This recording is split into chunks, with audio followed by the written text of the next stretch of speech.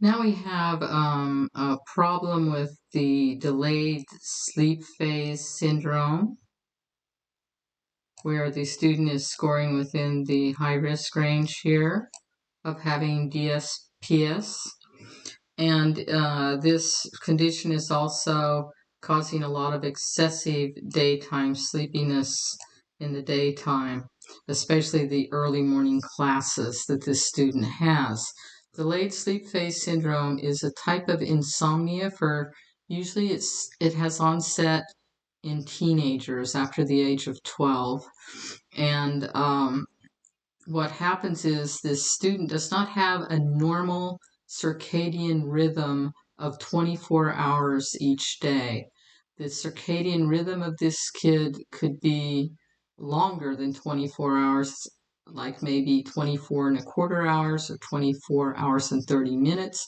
So with most people, if we're used to going to sleep, let's say at 10 o'clock, we have this 24-hour rhythm, so we're always falling asleep around 10 o'clock, getting tired and wanting to go to sleep around 10.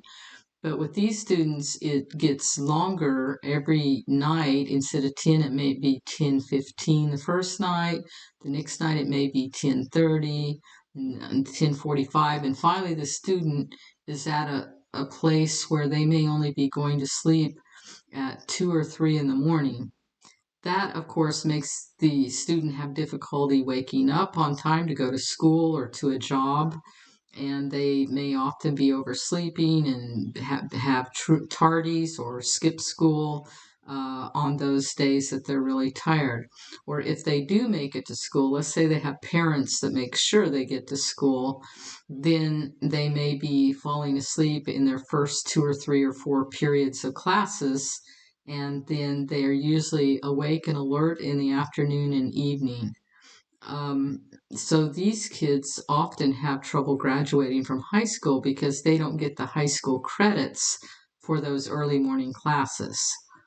And many of these kids, if they get a high school diploma, it has to be with the GED system because they're not able to get the credits attending classes all day long. Some of these students do better like in night classes and things like that.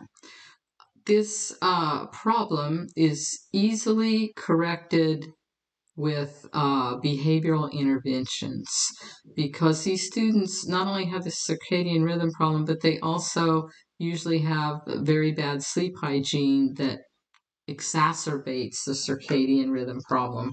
They some of these bad habits are drinking a lot of caffeine at night, or smoking, using drugs, certain drugs that are uppers. But this student may go home in the afternoon and take a 2-hour nap that makes it even harder for him to go to sleep at 10 o'clock at night. They often have irregular hours on the weekends. They may stay up extra late playing video games or hanging out with friends, and that exacerbates this habit of falling asleep after 1 or 2 a.m. in the morning, because some students, they can't switch back and forth between a 10 o'clock bedtime through the week and maybe a 1 o'clock bedtime, 2 o'clock bedtime on the weekends. It's too big of a jump for them to be able to switch back successfully. There's many other things that can cause this. And so this, if the student scores high on this, there is a comprehensive report that really goes through all the interventions that parents can use and try out with the student. They really got to be very consequent and really stick to a specific sleep-wake schedule and be careful when they drink caffeinated drinks and various things like that.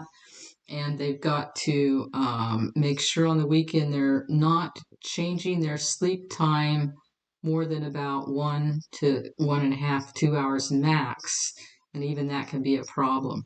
But anyway, there's a very comprehensive report. So this student wouldn't even really need to be referred to a sleep specialist. Probably the parents, if they're really on the ball, they can get this corrected themselves with the student's help. And so I would just say refer them to the report.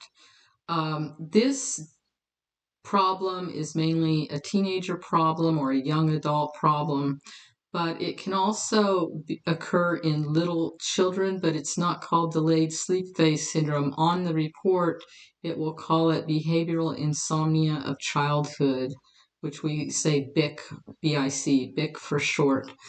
And this is more, these kids don't have the circadian rhythm problem yet. That only has onset in adolescence. But these kids could just have parents who have very poor sleep hygiene with their baby, and they get this little baby into very bad habits that continues on into childhood and school-age children. And this report also covers that. If it's a child, it will talk about those issues, what the parent may need to change in the sleep hygiene of the child to correct it.